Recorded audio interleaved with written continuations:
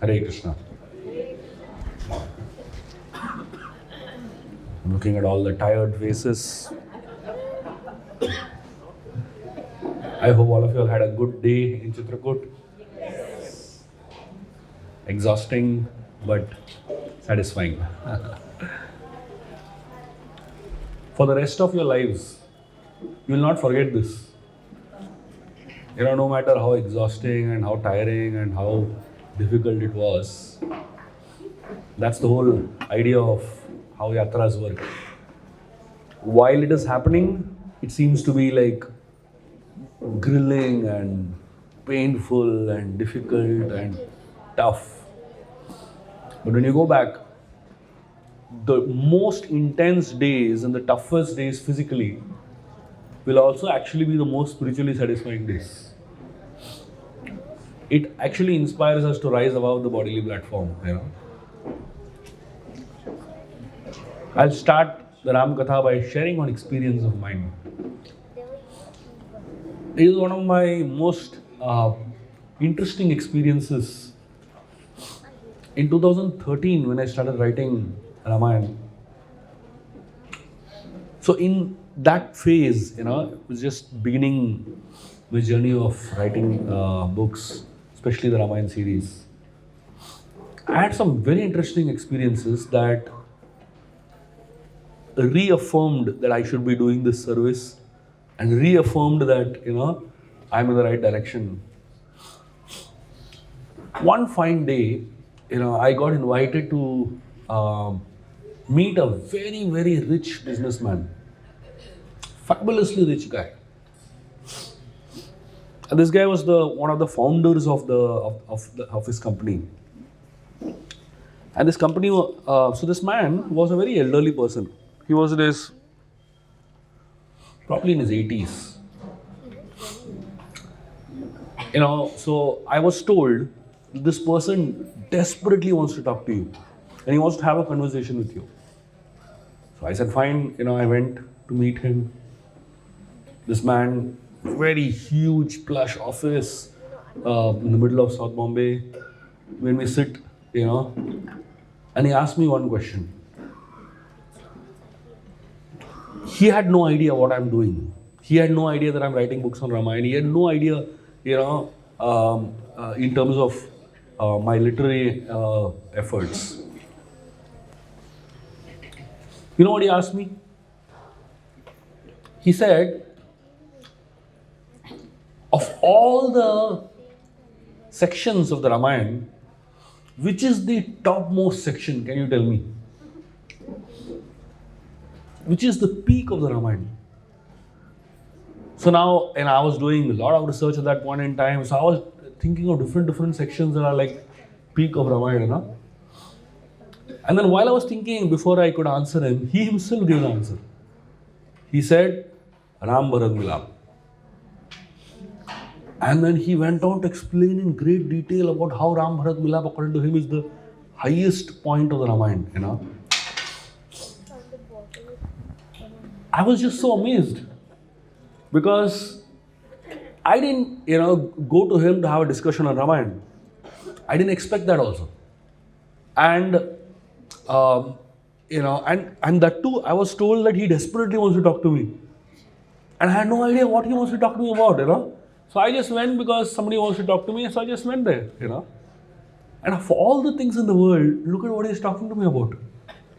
We had a solid 1 hour discussion on Ram Bharat Milap. Then I came back. Then I realized this is actually Ram speaking to this guy. Because otherwise, logically, there's no sense only the whole thing makes, And after that, I never met this guy, ever. That was the first and last meeting. So, God can reveal himself through even the most mundane person.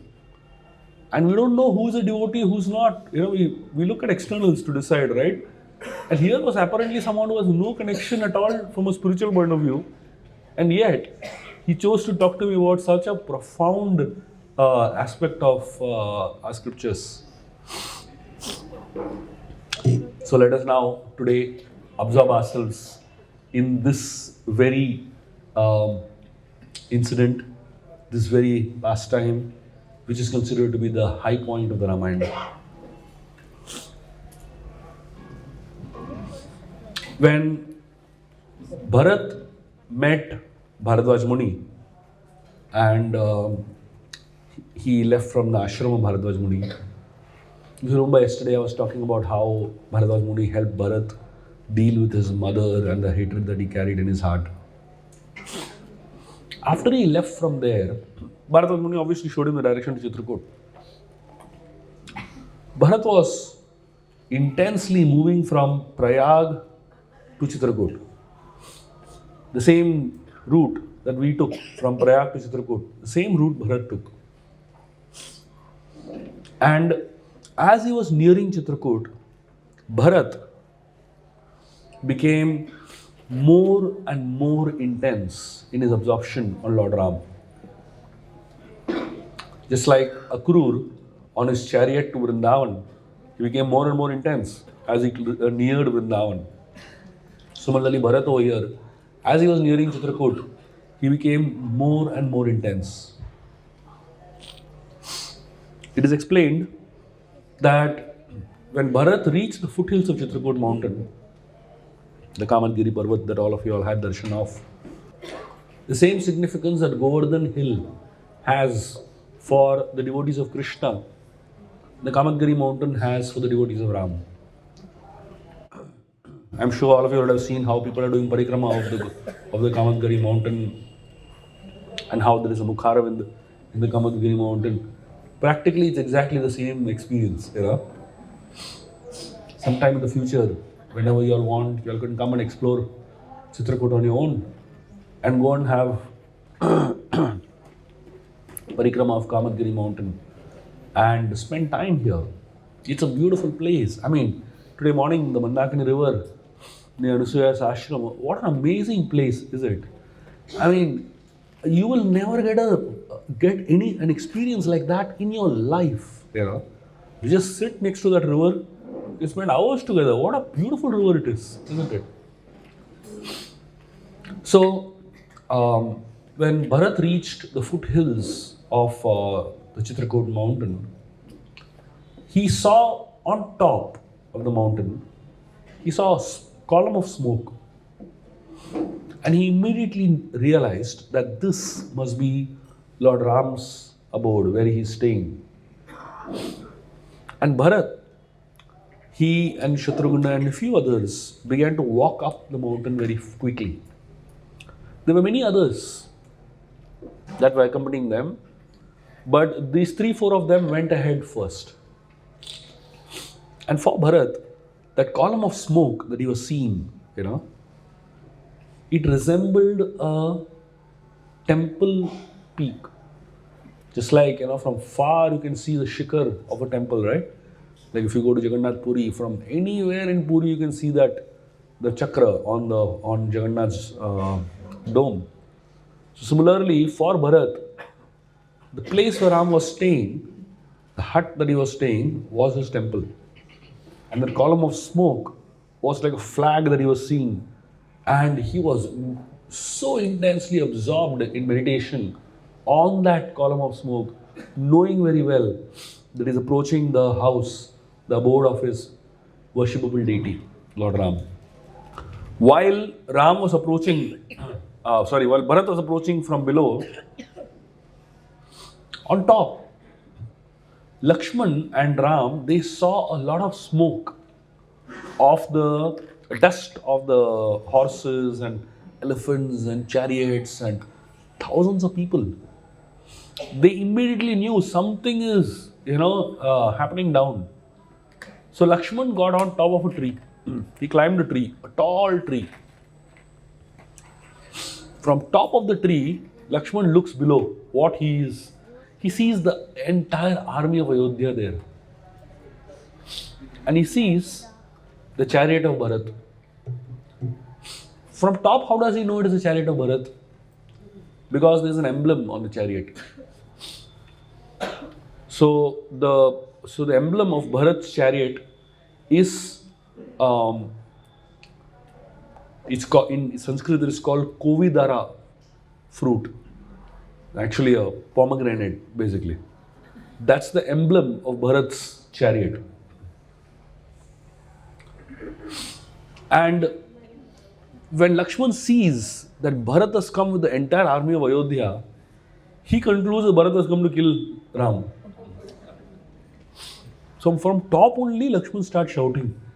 He says, take out the bows and arrows, extinguish the fire, get ready for a fight, From top only he's shouting.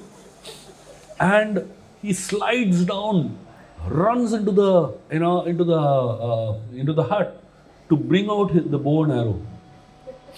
And as Lakshman comes out, Ram is standing on the door.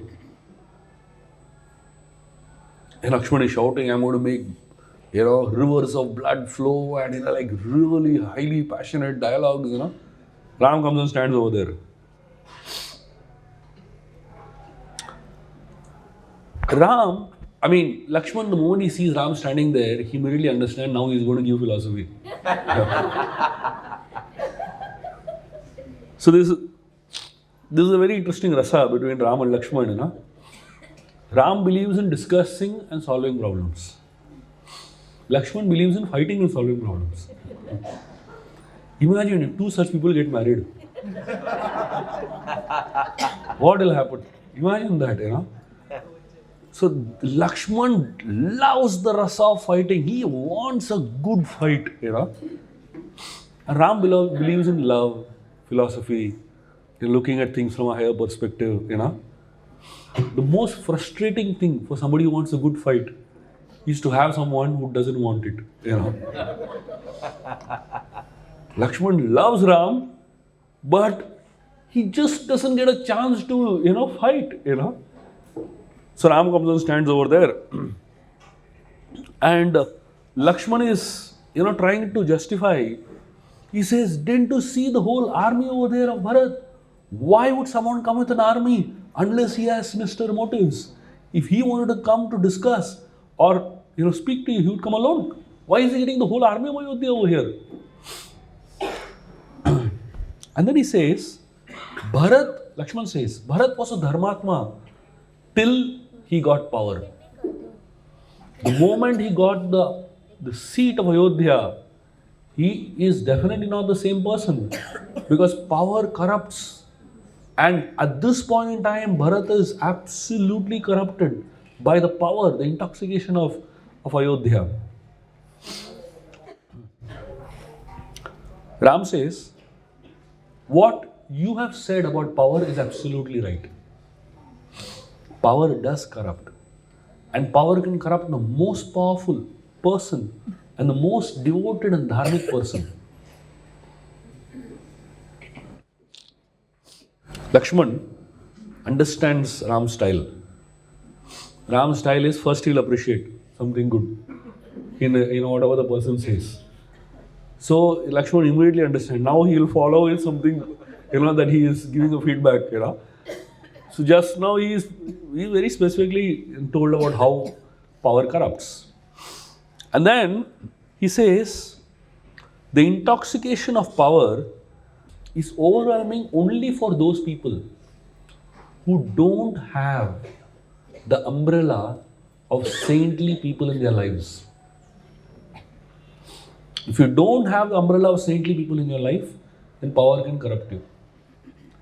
And then Ram says, but for somebody who's like Bharat, who is so humble, who is always willing to submit themselves to the scrutiny of saintly people,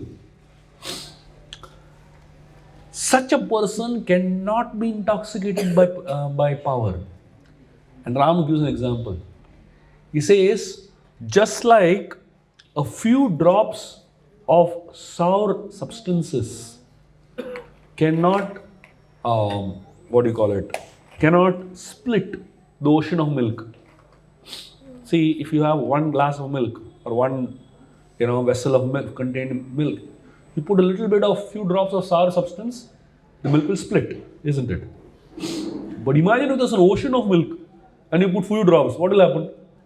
Nothing will happen.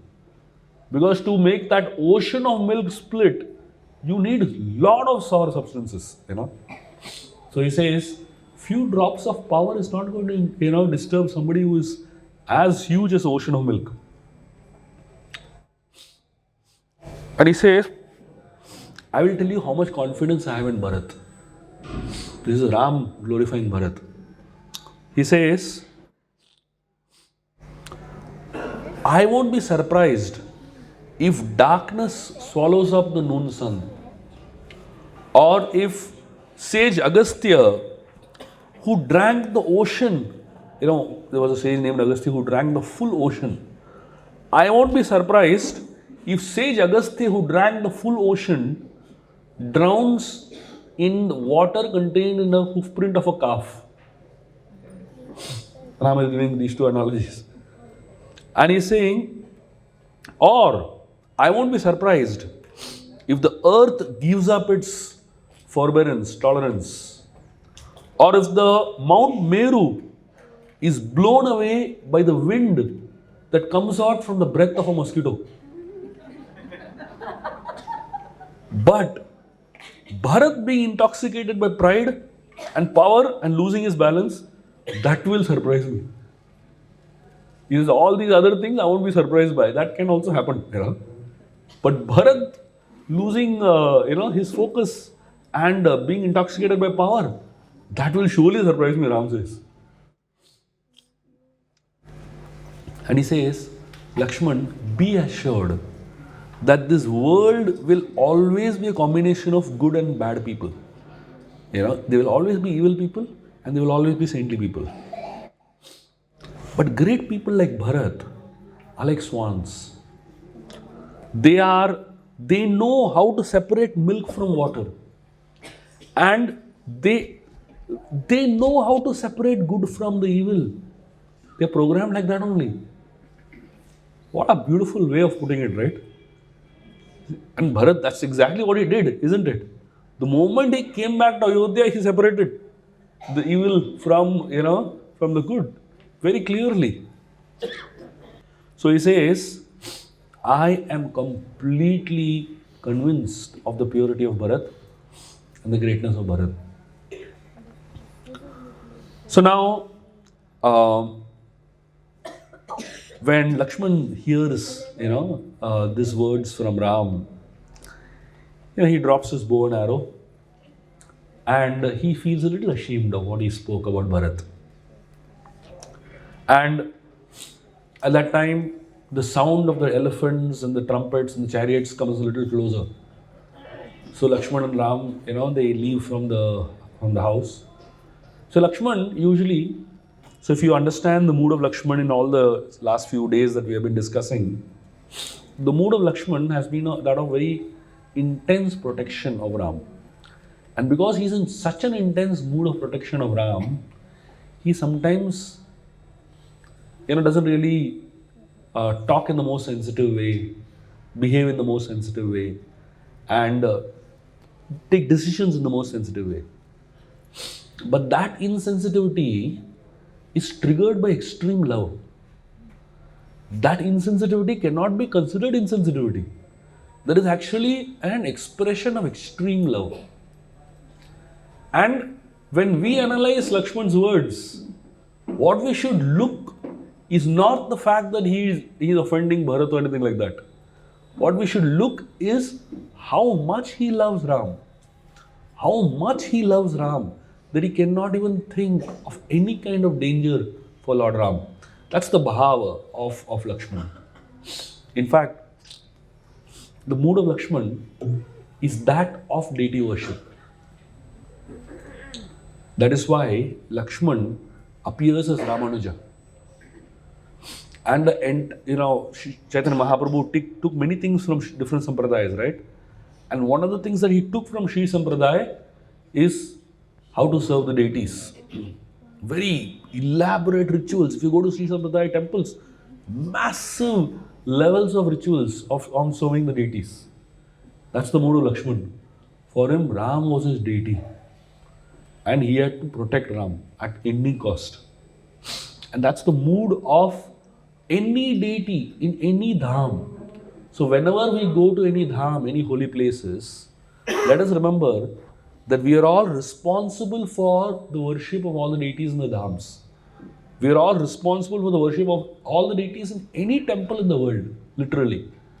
Because the Lord is manifesting there, standing over there as a Vigraha, not to show some pastimes, not to show his powers, not to show that he is there to receive our love. And therefore, as devotees, when we visit these holy places, we should consider it as our responsibility to donate something, to give something to the maintenance of this temple, maintenance of the deities. It's not our business to think what they will do with the money. You give your money to 5-star hotels, what they will do with the money, that you don't think. But when you go to a small temple and you're giving 10 rupees, you're thinking what they will do with that 10 rupees. Isn't it? Your GST tax that you pay on your 5-star hotel bills is like thousands of rupees literally, just the taxes that we pay. And when we give 5-10 rupees to a temple, we think so much.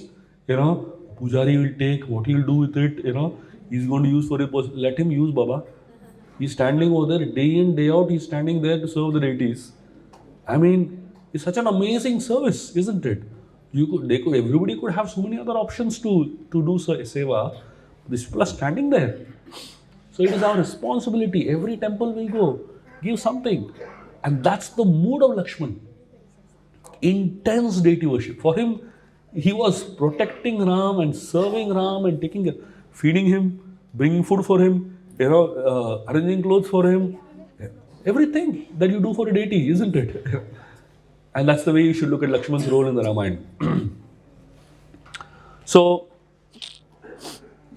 Ram and Lakshman, they get ready to receive Bharat. And in the meanwhile, Bharat, it takes a substantial amount of time to Bharat to reach up. The Kamadgiri mountain that you see today is not exactly the same mountain that was in the past. Because the mountain is substantially smaller now. In fact, if you had come here 10-15 years back, you would have seen a difference. Just like Govardhan Hill, every year you go to Vrindavan, you'll see Govardhan Hill is becoming smaller and smaller. I don't know how many of you have noticed differences. The major difference in the way Govardhan Hill's size is changing over a period of time. So these mountains, they're such holy places, but the topography of the land changes quite a lot. So the mountain that you see today is not the same size as it was in the past. A substantially large mountain in the past. And Bharat took quite some time to reach up. So in the meanwhile, Ram, Lakshman, they've been waiting. And finally Ram sits down to perform a small yajna to create auspiciousness, an atmosphere of auspiciousness. So as Bharat walks in to the hut, so he sees outside the house there's firewood accumulated. If you go to any village houses, the wealth that they have, firewood, cow dung. This is like the main resource. If they don't have firewood, cow dung, they can't do anything literally. So you'll always find stacks of firewood and cow dung, And that's what Bharat saw. He was so pained seeing that. Princes of Ayodhya. And look at what they're doing. They have to stack firewood and cow dung over here, So Bharat was feeling so much agony and pain. He ran in and he saw a very serene atmosphere where Lord Ram was sitting in front of the sacrificial fire, pouring ghee into the fire and performing sacrifices. Bharat runs in and collapses on the ground. And he falls so hard on the ground, we have heard of the word Dandavat. What is the meaning of Dandavat? Do you know what is the meaning of Dandavat? Danda means stick. Dandavat means falling down like a stick. We have a very relaxed way of doing Dandavat. Very relaxed, I don't think it falls in the category of Dandavat also. So Bharat, that particular day, the way he did it, he collapsed on the ground. And the sound that came disturbed Ram. He was feeling Bharat must be hurt. Ram immediately gets up and picks up Bharat. Bharat is crying tears because he is not able to see Ram in that condition. Ram and Lakshmana are disguised as ascetics, right? And it's been more than a month they're living in the forest. It's been more than a month that they are, eating roots and fruits. It's been more than a month that they have any kinds of comforts and luxuries. So naturally the body gets, emaciated, isn't it? After all of you go back home, people at home will say, "Arey, what happened to y'all? Face has changed, Somebody becomes more darker, somebody, skin starts peeling off.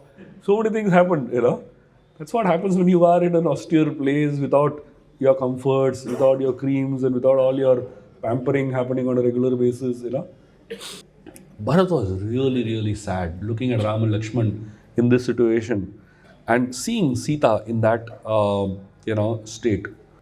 So he says, one who is accustomed to being honored in such a sophisticated way, today is sitting among, animals and living in a forest. One who is used to being anointed with sandalwood pulp, today is being decorated by the soil and the dust of the mountains and the forests. So Ram picks up Bharat and embraces him. And immediately he asks Bharat a question. He asks, "Where is our father?" So he sees, Ram, he's very quick in observing things. From top he saw a little bit, and over here he saw a little bit. Immediately he got it. He said, "Where is our father?" And he says, "Why have you left him alone and come here? Did he manage to handle the pain of separation from us, gracefully?" Ram asks. And he says, "Are you handling the Herculean burden of the kingdom nicely?" So like this, Ram asks a few questions. And it's amazing. So what Ram sees is, at that point in time, some of the most important ministers of Ayodhya have gathered together. Bharat and Shatrugna are there. Vashishta, the guru, is there. Before the entire Ayodhya comes in, and before the serious stuff begins, in terms of the crying and all that, Ram doesn't even know Dasharatha is dead at this point in time. Rather, he's not supposed to know. So before any kind of discussion begins in terms of the affairs of Ayodhya, Ram goes on a tangent. If you read this section of the Ramayana, it's a total tangent.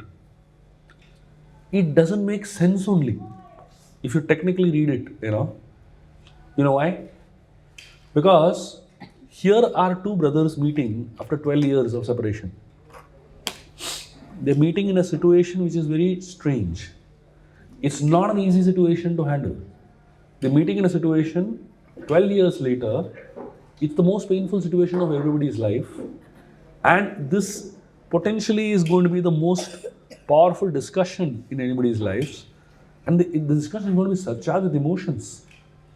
But before the discussion begins, Ram goes on a total tangent and starts discussing management. He starts giving lessons on management to Bharat. And interestingly, Ram, this whole section of the Ramayana is known by the Acharyas as Kachit Sarga. Kachid Sarga. The word Kachid means hope you. That's what the word Kachid means. So Ram asks series of questions to Bharat. And the questions of Ram are the revelation of what Ram Rajya is. In this one discussion Ram has with Bharat, he is giving the blueprint of what Ram Rajya is to Bharat. That means how he should govern Ayodhya on his behalf. So he's giving him a solid blueprint. I've done an extensive research on this section of the Ramayana. In fact, an entire chapter of my thesis, my PhD thesis, is based on this chapter, this discussion. And such profound things. I'm not going to get into details of the entire discussion because that itself will take a couple of hours. But I'm going to tell you all some amazing questions that Ram asked Bharat. And it's just so profound, some of these questions, Leaders today can't even think like this. You know what's the first question Ram begins with? The first question that he begins with is, are you treating your gurus respectfully? It begins with this. Because everything you will ever achieve in your life will only begin when you treat your teachers respectfully. So Ram's first question is this. Then Ram's second question is, are you making sure the mothers are happy? The relationship that you have with your mother specifically has a lot to do with your success. A lot of people don't understand this. In fact, when I do leadership training in corporate organizations, and one of the topics that I do is on creating leaders.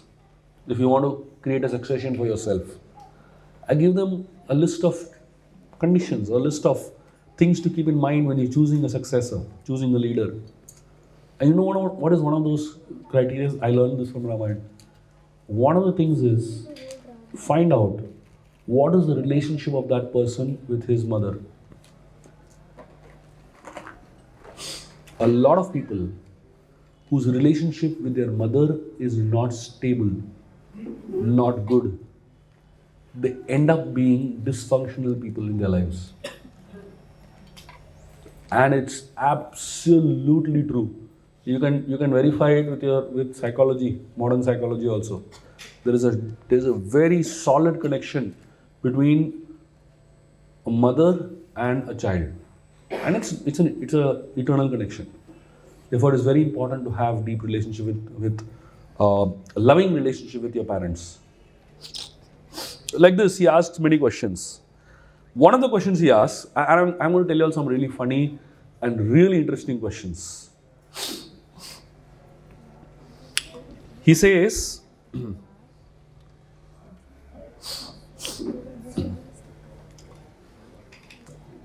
look at this question. He asks Bharat, do you sleep too much? Imagine, this is like, how do you even ask this question, He actually asks Bharat, do you sleep too much? And he says, when a leader sleeps too much, people lose confidence in him. Interesting, isn't it? And then he asks Bharat, do you dress royally and make public appearance? When I read this part, I was amazed. Why is Ram asking this to Bharat? Do you dress royally?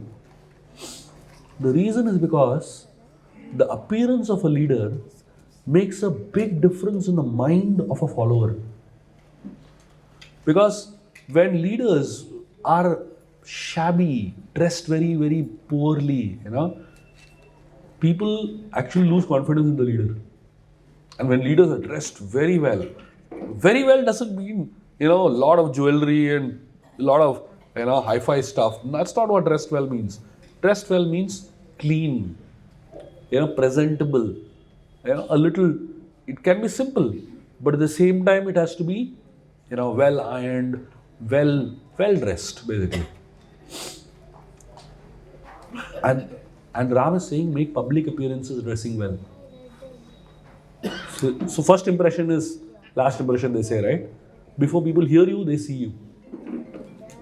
So people should dress well. Then Ram asks, Do you eat delicious food without sharing? Amazing, isn't it? Have you ever thought Ram Rajya could be built on this principle? That leaders should share delicious food, It seems to be such a small thing, but it is a very important thing. Because people may not tell you, but they will think. It's a very subtle thing. That means if a leader shares what he loves the most in terms of food, then he will share a credit also with others. Then he will share other things also, So people get the confidence, if this fellow can share a samosa with me, maybe he will share something else also, So it's a very subtle way of looking at it. And then, amazing, one of the things he speaks about, he talks about choosing your chief of army. He gives a list of criteria in choosing the chief of the army. Now, look at this criteria. So Ram makes a big list of things that an army chief should have to be chosen as the chief of army. So Ram begins his list by saying, cheerful, wise, courageous, well-behaved, loved by his subordinates, efficient, born and raised in a family that imbibes values.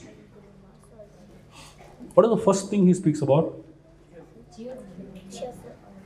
Imagine that.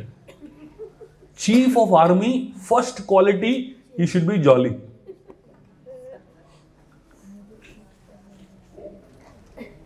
You think that is anywhere in the criteria of chief of army in our country or any other country in the world? Chief of army should be a happy guy. Is that even in the list of criteria that are needed to become a chief of army? Forget chief of army, for becoming anything else. Do we even think that being a happy guy is important for such a role? You know why Ram says that this person should be happy? Because this guy has the biggest power in the world. This man has the biggest power. He has an army under him. If he is not a happy man, he can create misery to people in the world. Isn't it? Therefore, he is saying choose a chief of army who is jolly. So, I just find this whole section of Ramayana so amazing. And someday, probably, I will sit with you all and discuss the entire section where every single word Ram says is loaded with information, loaded with knowledge. It's very, very profound actually. And therefore, devotees should actually study the Ramayana, and especially these sections of the Ramayana. You don't need any other leadership books in the world, because there is so much of important things that we should know. And as I said, in this list, if you see, one of the things he said, you should be born in a cultured family. What does it mean, a cultured family? Cultured family doesn't necessarily mean Brahmana and stuff like that. Cultured family means someone who has good value systems in the family. It doesn't matter if you're a Christian or a Hindu or whatever. That's not the point. In your family, do you have culture and give emphasis to values? That is so important in choosing your leaders. So do a little family background check and you'll be amazed. Some of the most powerful leaders in the corporate organizations today have such broken families and have such bad value systems running in the family. And imagine they're running empires. Naturally, the decisions they'll take will be very different from decisions that are taken by people who are born in families that have deeper values instilled. Ram tells all this. He goes very deep into the whole principles of Ram Rajya. And then he asks Bharat. He says, I'm still not clear why you have come dressed in deer skin and tree bark. I mean, we both have to be dressed because we had no option. How come you both are dressed like this? He asks, Bharat and Shatrughna. And he says, how did our father and the ministers allow you to wear this kind of clothes? Uh, Bharat, he spoke. He says, which kingdom, which king? He begins like that. He's saying, which father and which son? The king is gone and the kingdom is empty. The father is gone and the sons are orphaned. And he says, remembering the son that he loved the most and cursing the wife that he hated the most, Dasharath Maharaj, our father, went to the higher realms. Our father died a very sad man. And a single moment of inattention on his part has destroyed his entire life of piety and good that he has done. And he says, if I do not undo the mistake of my father, then I will also be accused of the same mistakes my father has done. And he says, I have come here all the way from Ayodhya to take you back to Ayodhya with me, and I want you to come and offer oblations to the father. I want you to come and take over the throne of our father. Ram immediately breaks down crying because now he knows that his father is dead. And when Ram cries, he looks at Sita and he says, your father-in-law is dead. He looks at Lakshman and he says, your father is dead. And he's crying. Not even once he says, my father is dead. You know why? Because he sees his father in Lakshman. He sees in Lakshman Dasharath Maharaj. So he doesn't ever say, my father is dead. Because he sees the presence of Dasharath, the protection of a father in his younger brother. And it's such an amazing relationship, right? So on one level, Ram is correcting Lakshman whenever he makes mistakes. But on another level, he feels Lakshman is protecting me. He feels Lakshman is doing what a father would do for a son if he was there. So then, Ram and Lakshman, they go and offer Pinda to their father because they have not been there for the cremation. So they go and do all the rituals that are needed to be done. And by the time all the mothers come, by the time all the citizens of Ayodhya come, so everyone comes. And then a very, very long and a very, very powerful discussion begins. This is the real discussion. Because so far, Ram didn't allow a discussion to begin only because he went into management first and then he went into, crying and all the rituals happened. Now, Bharat was just waiting for a chance to actually start having a proper discussion with Ram and make sure he comes back. Ram tells Bharat, look at this. Ram tells Bharat, you can't blame our father for what has happened to me. He says, nor can you blame our mother Kaikeyi for what has happened to me. Nor can you blame yourself for all this that has happened. Destiny alone is responsible for everything in this world. And human beings are just pawns in the hand of destiny. My forest life, it's also destined by higher powers. Daiva is powerful. As far as the death of our father is concerned, that's Kalakrita. That means it's the act of time. When both time and destiny, they are not in our hands, then how can we blame anybody else? Ram says like that. Tiny human beings, we don't have much control over destiny and much control over time. But somehow, we feel we have control and therefore we want to blame somebody else for what is happening to me. So Bharat, he says, please don't blame your mother because of frustration of your expectations. He says, human beings blame other people because what they expect doesn't happen. When what you expect doesn't happen, you start blaming somebody else. without understanding that destiny and time are in nobody's hands. And you can't blame your mother because she's also what she is doing is also not in her hands. You can't blame her father because what he did also is not in his hands. You can't blame me because what I did also is beyond my control. And you can't blame yourself because you were anyway not there only. So like this, Ram is explaining to Bharat about the whole thing. And he says, this is so profound. He says, a son should neither analyze the orders of his parents nor criticize them. But more than anything else, I don't want you to blame yourself for anything. Simply align your expectations with the higher plans. Bharat, he falls at the feet of Ram and he starts taking shelter of Lord Ram.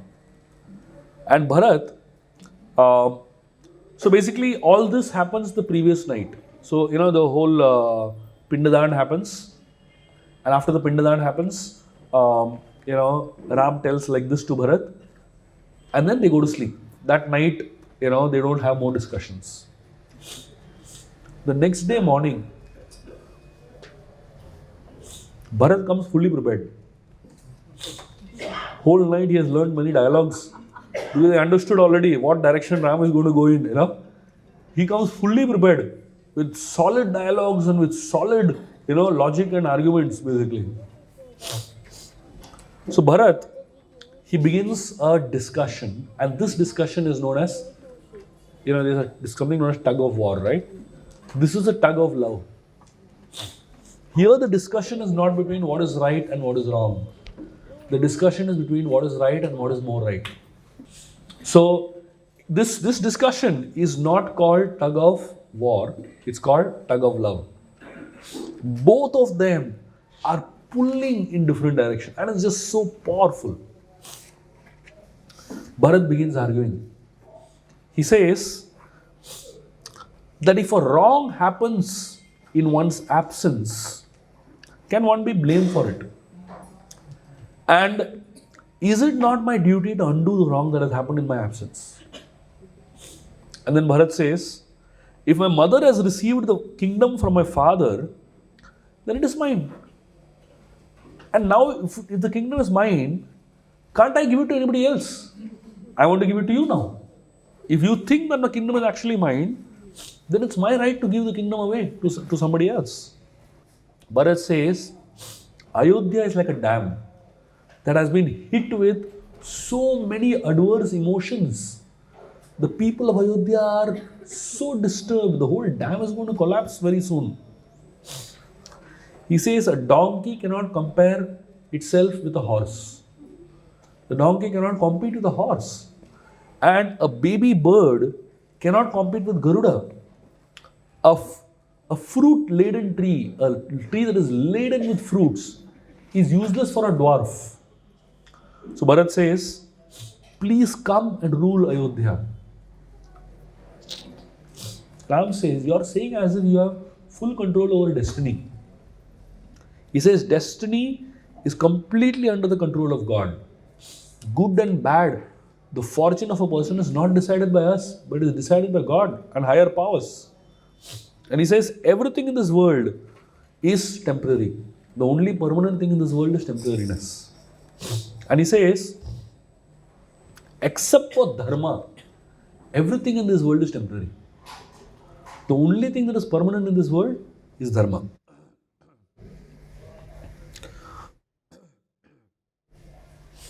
And Ram gives a very interesting example. He says, just like a wind blows a leaf, right? The leaf goes from here to there, to here, to there, The leaf has no control only where it will go. The wind only decides in which direction it wants to take the leaf. So he says, similarly, Bharat, don't run after stability in temporary things. Everything in this world is so temporary. Why are you running after stability there? So then, Bharat, he makes his third argument. He says, I agree, death is a leveler. But a person close to death is often very bewildered. And that person who is close to death makes the worst decisions of his life. The worst decisions of his life are made by a person close to death. He said, my father, his decisions were faulty. Not only close to death, but he was also infatuated with lust. And therefore, the duty of children is to rectify the mistake of parents. My father, proximity to death, and because of desires and lust, he made some mistakes. Now, as a son, it is my duty to undo his mistakes.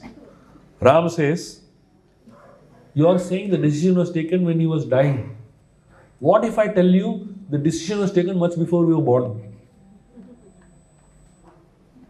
Bharat gets shocked. Kaikeyi gets shocked. Sumantra gets shocked. Nobody knows this. And Ram tells a story. Ram tells here that when our father Dasharath Maharaj wanted to get married to Kaikeyi, at that point in time, the father of Kaikeyi made a condition for the marriage. The condition was that the son of Kaikeyi only should become the king. And at that point in time, Dasharath Maharaj had no son. She was already married to Kaushalya and Sumitra, and he didn't have any child with them. And therefore, at that point, saying that no problem, he had no issues only because actually he had no son. After that, 4 sons were born. So he says, the premises of the marriage of Kaikeyi and Dasharath was on the promise that the son of Kaikeyi will become the next king. Now Bharat, he gets a shock of his life, Kaikeyi feels a little better. After all, not everything is her fault. And Sumantra is shocked because he had guarded this secret so much. No one in Ayodhya knew except Dasharath and Sumantra. And Sumantra is wondering, how did Ram come to know about this? Of all people, Then Ram continues. You are saying our father is unjust. But if you ask me, our father is very balanced person. He has done a great justice the way he has divided the kingdom. And he says, he has given you the kingship of human beings, and he has given me the kingship of animals. He has given you the cities to rule, and he has given me the forest to rule. He has given you the white umbrella. Above a king's throne is a white umbrella. And for me, he has given a green umbrella. When you walk in the forest, all green trees are there, right?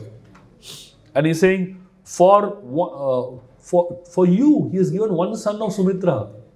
And for me, he has given another son of Sumitra. So father has divided the kingdom perfectly, he says.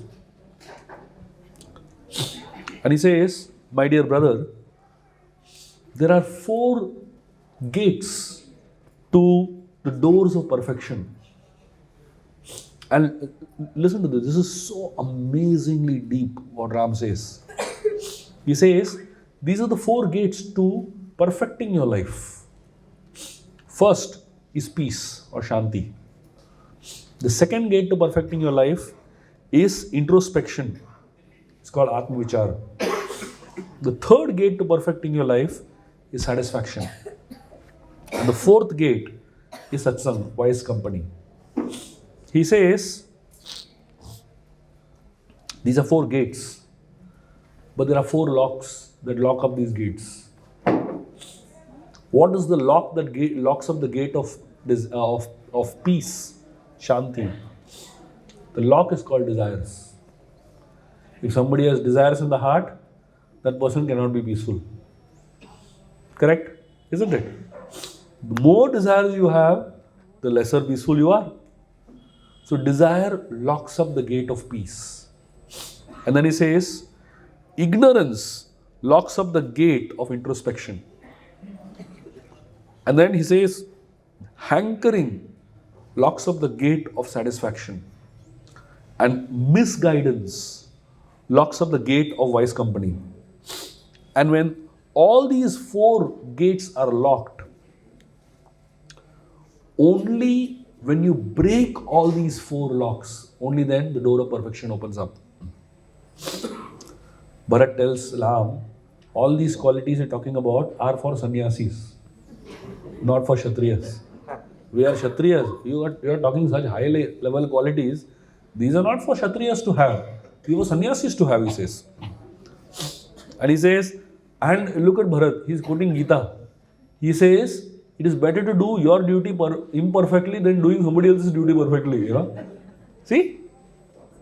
All the philosophy that you hear in the Gita is there in the Ramayana at the right place. He says, first duty of a Kshatriya is to protect the citizens. Not just, so we have to protect the citizens physically from enemies. We have to protect the citizens emotionally from disturbances. We have to protect the citizens intellectually from weaknesses. And spiritually from wrong habits. So Kshatriya Dharma is not just to protect physically. It is to protect all four ways, Bharat says. And he says, if you have decided to live a life of pain anyways, you want to live a life of pain, then why don't you take up the pain of protecting the citizens? It's a very painful thing, It is more tapasya than roaming around in the forest. Bharat says like that to Ram, And he says, if you want to stay in the forest, stay in the forest. But rule Ayodhya. Bharat has a very interesting formula, You don't have to stay. This is work from home, right? Bharat started it long back. He is sitting in Nandigram and managing Ayodhya somewhere else, So Bharat is giving proposal to Ram. You stay in the forest, no problem, but you manage Ayodhya. He's telling him. And he's saying, if you are so obstinate about your vow of living in the forest for 14 years, he says, I will also live in the forest for 14 years. And he says, if one son of Dasharath has to remain in the forest, let that one son be me. You go back to Ayodhya. When Bharat was saying all this, Ram looks at Lakshman. And Lakshman is feeling so embarrassed, Because Lakshman was, going to kill everybody and destroy everyone and all that. He was talking big things about Bharat, It's just so amazing how Ram, he doesn't even speak anything. He just looks at Lakshman. And a big message goes over there, This is the way human psychology works, This is the way human dealings work. Ram is, many times you don't have to give big lectures to people. At the right time, turn towards them. I can see that in the lecture, Many people are turning towards somebody. One hour point there.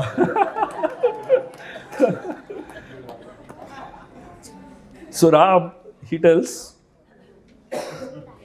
he says, where have I abandoned Kshatriya Dharma? My bow is with me all the time. My bow and arrow is all the time with me. You don't have to have a position to perform your duties. I am a Kshatriya whether I am a king or not a king. I am a Kshatriya whether I am in Ayodhya or in the forest. And as far as charity is concerned, Ram says, once charity is given, it cannot be reversed. It cannot be changed. He says, what to speak of charity given by a dead person? Dasharath Maharaj, his charity was clear and there were many witnesses to that charity. We are in no position to change that. The order of the king has to be followed. And any modification in the order of Dasharath Maharaj is adharma, Ram says. So now, as the citizens of Ayodhya are hearing this whole mood of Ram and the discussions that Ram is having, every argument is so apt and accurate, They give up. They say, you can't convince this person, he's just beyond. One person gets up. He says, enough of this nonsense. He says, I am hearing this dharma, duty, king, righteousness, heaven, hell, all this is nonsense, he says. He says, I am fed up of hearing all this. This is a sage named Jabali. So he says, life is a constant journey. And he says, in life's journey, Two people spend a night in a village and they go into their different destinations. And those two people spend one night in the village. You can't make them relatives. They're just there for that one night, that's all. So he says, in this journey of life, you shouldn't give too much importance to relationships. These relationships are fleeting. In this life, somebody is father, somebody is son. In some time, somebody else will be father, somebody else will be son. And why are you giving so much importance to these relationships? All this. He says, only a crazy fool will give importance to relationships after the journey ends. Dasharath is gone, relationship is gone. Jawali says like that, The only thing that matters in life is to minimize discomfort and maximize pleasure. Jawali says like that. And he says life is just a combination of sperm and egg. Nothing else, And he says you should not give more importance to any relationship than this. The king is gone, his dreams are gone along with him. And now you should become the king with new dreams and new aspirations. He says, I laugh at those people who think about future consequences of their present actions. And he says, beyond death, you can never predict what can happen in life. So he says, all these concepts of Pindadan to ancestors, all that is just gimmicks, he says. And then Jawali, he gives a very interesting answer. He says, a priest, after eating a lot of feast, after performing rituals, he burps. That is the only satisfaction that is there in life. That burp of the priest is the indication that he is satisfied. Whether the ancestor who's gone is satisfied or not, that I don't know. And he says, if it is true that somebody who's gone somewhere else, to another destination, I am doing Pindadan over here, he will get the food over there, then that should happen for journeys also. Somebody is gone from one city to another, I'll give over here Pindadan, and he should be able to get food over there, Jawali is making all these kind of arguments over here, And he says, existence of another world is a myth. He says, the reality is what exists in front of our eyes. He says, I pity those who live a life of religion and spirituality. And I appreciate those who live a life centered around pleasure and fun. He says, don't take life so seriously, Baba. He's telling Ram and Lakshman, lighten up. Accept the kingdom that Bharat is offering you. Enjoy the kingdom to the fullest. Live life to the fullest. Jawali is telling Ram all this. And as Jawali is making all these arguments and speaking atheistic philosophy to Ram, all the citizens of Ayodhya, they see for the first time in the face of Ram, anger. Till this point in time, nobody ever saw Ram getting angry. Even in the most disturbing situations of life, Ram never got angry. Here, his face was boiling in anger. You can imagine. This is the face of Ram you should remember whenever somebody thinks about atheism. Atheism disturbs God. And that too a peaceful God like Ram. Imagine how much disturbed he gets by all the philosophy that he hears around this world today. What kind of nonsense, what kind of atheistic philosophies exist today. And therefore it is our duty as devotees of Ram to fight against atheism. It is our duty to help people understand, that atheism is absolutely stupid. And look at Ram's arguments here.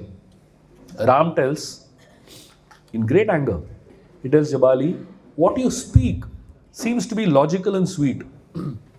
But this is nothing but sugar-coated poison pills. He says, the Vedic concepts act like reins to control the mind. When you reject the Vedic concepts, you are completely submitting to the mind. And a mind always drags you towards your lower nature. That's the nature of the mind. Always takes you lower. The Vedic concepts are not against enjoyment, but they are against unmonitored and unprincipled type of enjoyment. And he says the intention behind a person's behavior is the actual measure of his strength. Great people have the ability to zoom into the hidden intention rather than just external behavior. So he says, as per your argument, Ram is telling Jabali, I should just act out of the sake of enjoyment, right? So Ram asks Jabali, if I decide to act simply out of enjoyment, how can I expect the citizens to follow me? They will also do whatever they want. If king is doing whatever he wants without any discipline, without any rules and regulations, the citizens also want to do whatever they want. And then where is the question of controlling the kingdom? Where is the question of having any kind of discipline in the kingdom? Everybody will do whatever they want. And society becomes dysfunctional if you have a mindset like this. Ram tells. And he says, you're telling me that I have to be a noble person externally, but a dishonest person actually. You're telling me to be a hypocrite, he says. He says, when I am telling I am actually ruling the world, I will tell everybody, be good and follow whatever I am saying. Be disciplined. Whereas I will do whatever I want. He says, what kind of a person what kind of kingship is this? And what kind of a society will we create? And he says, a leader cannot play a double game like this.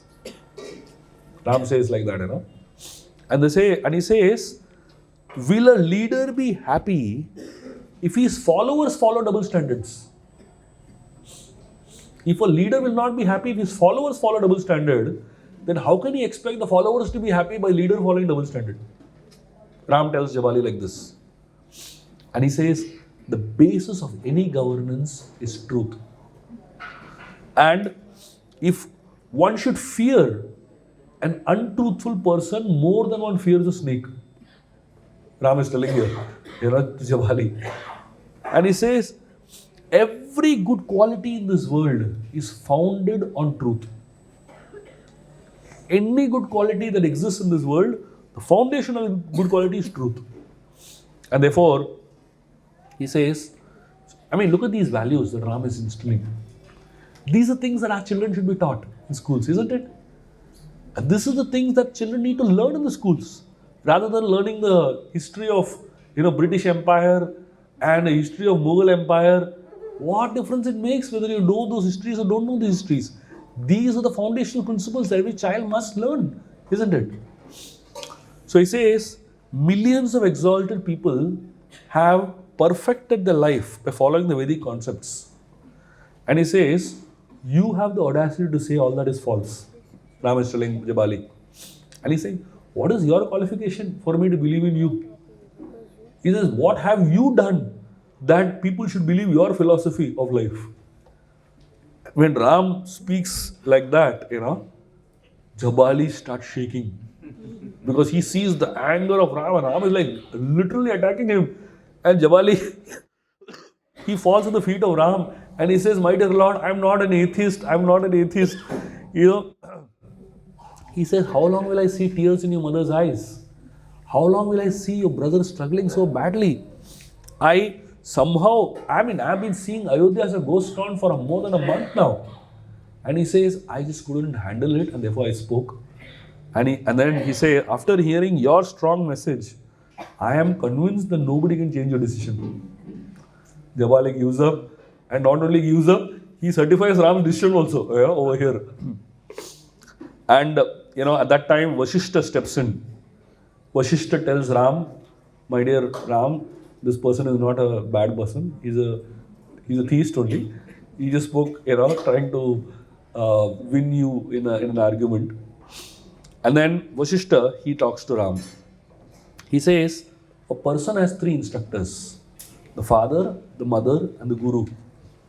The father gives life, but teacher gives the wisdom to live life.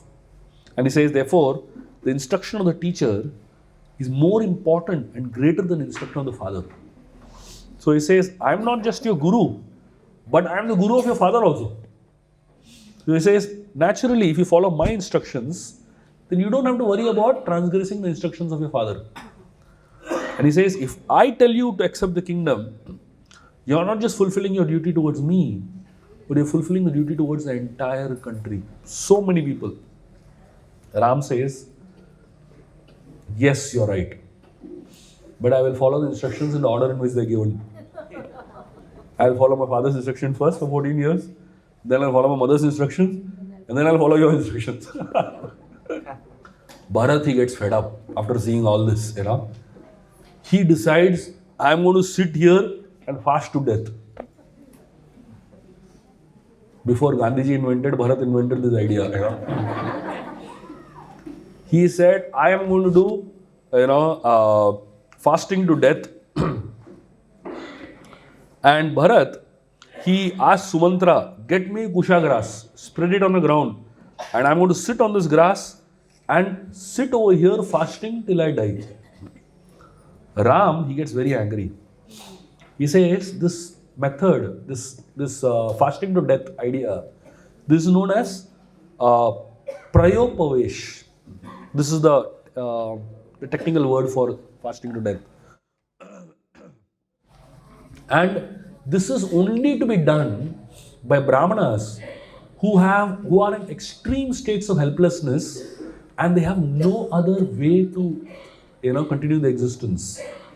And it is not at all to be done by Kshatriyas. So he tells, Bharat, get up from here. You can't do this. And he says, and Ram makes a declaration in front of everybody.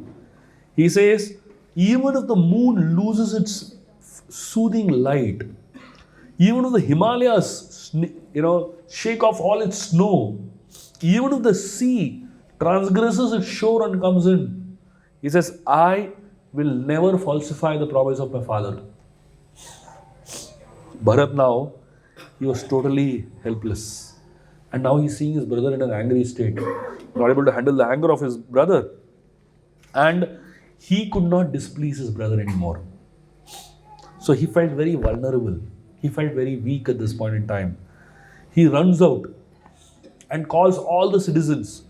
He tells all the citizens of Ayodhya, oh citizens of Ayodhya, now you come and convince Ram. I have tried enough. I can't help it. If you want Ram to rule the kingdom, all of you come and try to convince him. The citizens of Ayodhya have been seeing this whole thing. They have been seeing the entire argument. One of the citizens, the very senior citizen says, we know Ram very well. And now that we have heard him, he knows what he is doing. And he says, he knows what is right for us. Although what is right can also be painful. But let Ram keep his word to his father. We will not persuade him any further. So then Ram walks up to Bharat and he touches Bharat. And he tells him, don't think impulsively. Think reflectively. Only then you will see reasoning behind everything. And he says, rest assured, after the 14 years I will come and then I will rule Ayodhya assisted by my virtuous brothers. So when Ram says like this, flowers fall from the skies. And at that point in time, the celestial sages, the Saptarishis, they appear and they have been hearing the conversation of Ram. And they're very impressed by the quality of this conversation, The quality of the arguments of Ram and the quality of the conversation between Ram and Bharat is so surcharged with knowledge. It is so surcharged with powerful devotion. The celestials feel fortunate to have witnessed such a discussion. And all the celestials, they say, Bharat, if you have any regard for your father, accept and abide by the words of Ram. And all the citizens were very happy. And Ram talks to Bharat. He says, Bharat, in your humility, you have said that you can't rule Ayodhya. You're not qualified to rule Ayodhya. But I assure you that your humility is your strength. And he tells, you are extremely competent to rule Ayodhya. And the biggest competence that you have to rule Ayodhya is your character. So Ram glorifies Bharat like this. And he tells him, he gives him some wise instructions. And at this point in time, Bharat he realizes that there is no point in having more arguments. He turns around and claps his hands. At that time, two servants come, and the servants are carrying a huge silver plate with a cloth on it. And Bharat removes the cloth and he reveals a golden pair of sandals, padukas. Bharat removes the padukas and puts it to the feet of Lord Ram. And he tells Ram, please step on these padukas. And I will, on your behalf, I will rule the kingdom of Ayodhya, worshipping these padukas and reporting to these padukas. Lord Ram, climbs on these padukas, he wears those padukas, and then Bharat accepts the padukas of Lord Ram, puts the paduka of Ram on his head, and he carries the paduka of Ram, and he goes below. He takes 3 pradakshinas of the Chitrakoot mountain, along with all the Ayodhya Vasis. Thousands and thousands of them do 3 parikramas of Chitrakoot mountain. The same thing that Krishna did for the Govardhan hill, The same type of parikrama happens of the Chitrakoot mountain. The entire, all the residents of Ayodhya go around the Kamangiri mountain 3 times. And with great love and great devotion, holding the paduka of Ram on his head, Bharat goes back all the way to Ayodhya. He goes to Nandigram, the place where we went. And in Nandigram, he installs the paduka of Ram on the throne. And from Nandigram, he rules the kingdom of Ayodhya, reporting to the paduka of Lord Ram. The paduka of Lord Ram indicates a very, very a powerful concept. The most important thing, the paduka of Lord Ram is indicating the idea of symbolically representing Ram. And the paduka of Ram symbolically represents the values that Ram stands by. And Bharat ruling Ayodhya on behalf of the padukas indicates that Bharat was ruling Ayodhya on the same principles that Ram had taught him. The Acharyas give an amazing analogy to describe this whole thing. And I found this analogy so brilliant. You know what they say? They say there was a lion that lived in a cave. It was a large cave. One day, the lion, along with its lioness and a tiny cub, they come out of the cave. And they're standing on the edge of a cliff. And the lion hears a large elephant shouting out very arrogantly. And the lion jumps off the cliff to attack the elephant. And while the lion is away attacking the elephant, the lioness takes the cub back into the cave. The Acharyas explained, in this analogy, the lion is Lord Ram. The lioness is the paduka of Lord Ram. And the cub is Bharat. And that elephant that is arrogantly screaming is Ravan. And that cave is Ayodhya. So the lion comes out of the cave, that means Ram comes out of Ayodhya, and he hears the call of Ravan, and he goes to fight against Ravan. And the lioness, which is the paduka, takes the cub back in. That means Bharat does not take the paduka back. The paduka takes him back. Isn't it? So we are used to saying that Bharat takes the paduka back, but actually the paduka of Ram takes Bharat back.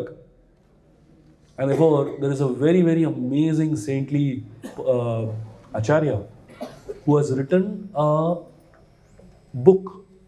It's called Paduka Sahasranam. 1,000 names glorifying the paduka of Ram.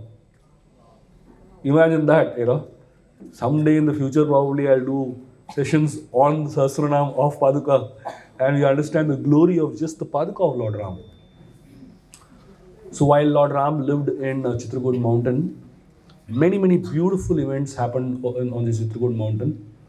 And Ram lived in Chitrakoot for almost a period of a year, as I said. But at this point in time, so this was almost about 2 or 3 months from the time Ram lived in Chitrakoot, basically. After the citizens of Ayodhya go back, you know what happens?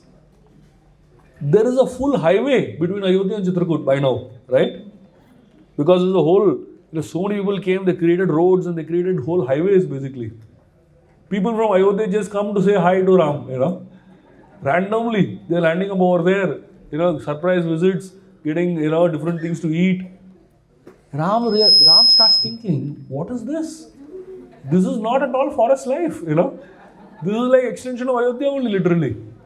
So Ram realizes, I can't stay here anymore. Because this is not fulfillment of my vow to my father. And then he goes from Chitrakoot, he leaves Chitrakoot mountain and he goes down and he meets Atri Rishi and Anusuya, the place where we went over there, in the banks of the Mandakini river. And after meeting Atri Rishi and Anusuya, there Atri Rishi gives Ram some very special gifts. He gives Ram a quiver of unending arrows.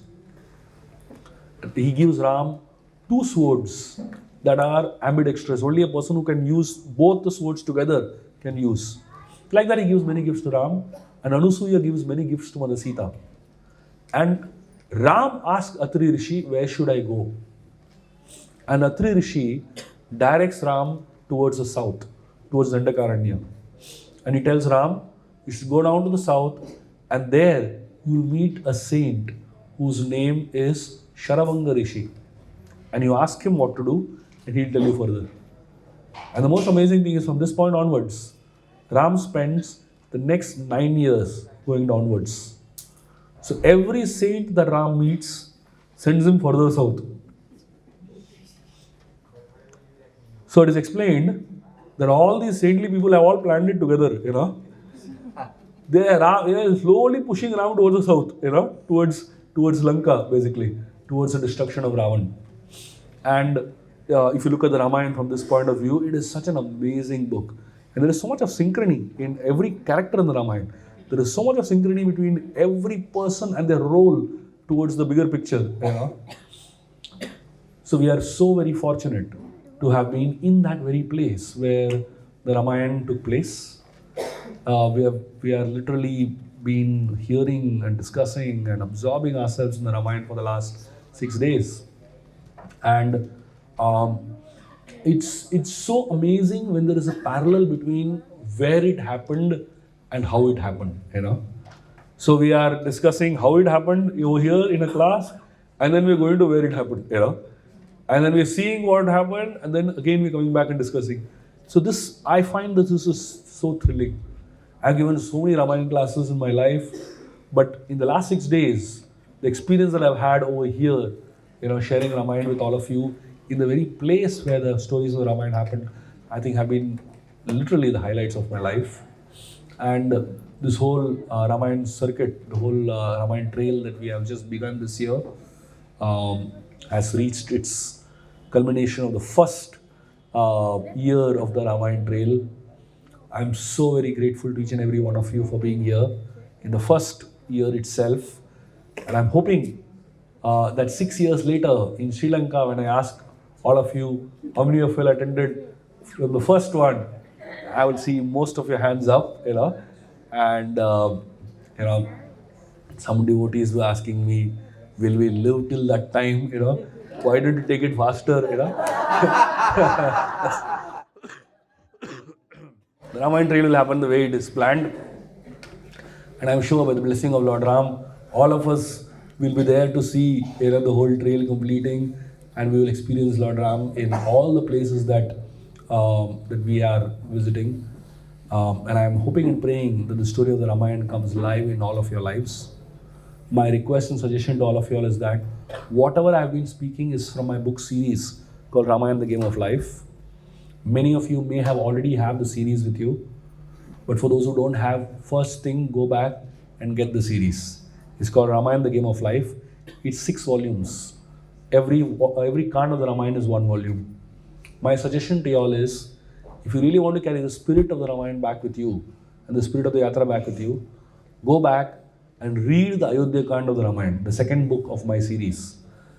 It will give you an amazing flashback of everything that we discussed, everything that I spoke, and much more. It'll actually feel that you are going through the whole yatra again, you know. So the way this yatra is designed is that it gives you solid memories for 6-7 days, and then solid experience for 6-7 days, and then a powerful memory for a lifetime, you know. So with this, we would like to end today's session. I'm so very grateful and honored to be with all of you all on this holy pilgrimage. I'm so grateful to so many devotees who made this yatra happen. I'm sure all of you all know how much of effort has gone into organizing a yatra like this, and I don't think there were too many flaws in this yatra, isn't it? I mean, it's just so amazingly organized, right? Right from the registrations done by Nupur Mataji and Kalyani Mataji, they have done so much of background work, taking calls from every country in the world, answering questions patiently, and endlessly organizing buses, this, that, so many. The communication is not easy. Thank you very much, Mataji, for.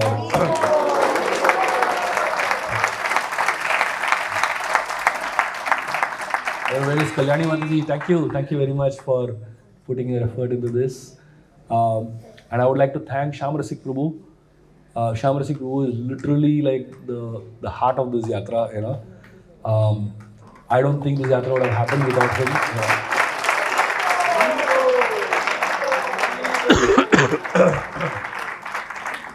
And I would like to thank Vinay Prabhu for doing the entire yatra management for the first time. I mean, I'll tell you the history about how this whole thing happened, you know.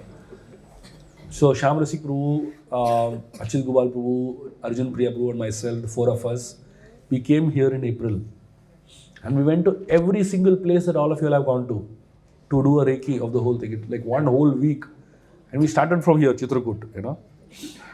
Every single hotel in Chitrakoot we personally visited to, figure out, And you won't believe the craziness of that schedule and what we were doing. Every hotel we were calling up, talking to them, And then from here we went to Prayag, and we went to every hotel in Prayag also, And then from there we went to Ayodhya, and somehow in Ayodhya we found Vinay Prabhu. And once we found him, we surrendered to him. We said, Baba, you only handle this yatra. I don't think we can manage it. And I think that was the best decision that we did. Thank you, Vinay Prabhu, for organizing such a beautiful yatra. Where is he? Vinay Prabhu? Phone pe. ठीक है. उनको करने दो. He's ensuring that the trip continues smoothly. And the next year's yatra also is going to be organized by him. So rest assured, you can be assured the quality of prasad is fantastic. I mean, his team is so amazing, isn't it? Thank you, Prabhus. आप लोगों ने बहुत अच्छा किया. बहुत धन्यवाद. The prasad was fantastic and everything was so amazing. Even the buses and all the drivers. Thank you, Vinay Prabhu. Very, very grateful to you.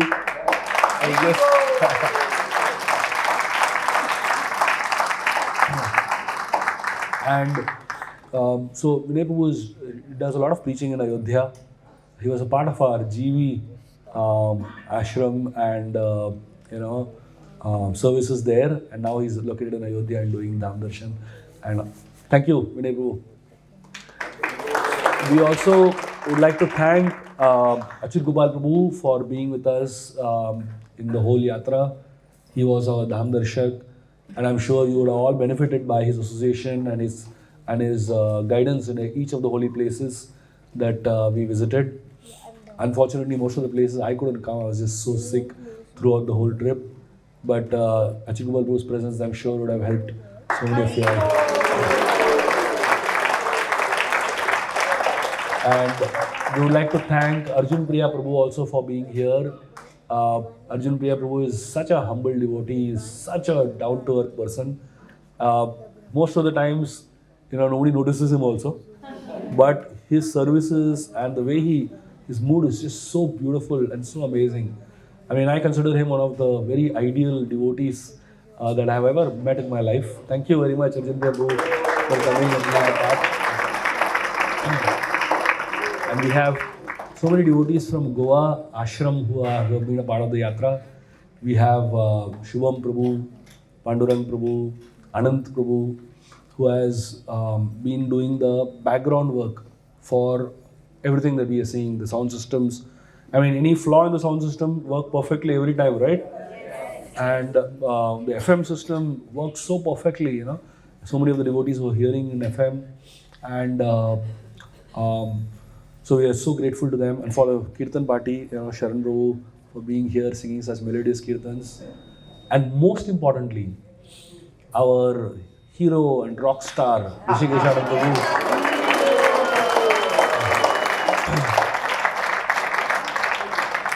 I always say that my yatras are incomplete without Rishikesh Anand Prabhu, without his rocking Kirtan and his enthusiastic presence. My yatras are just so incomplete, you know.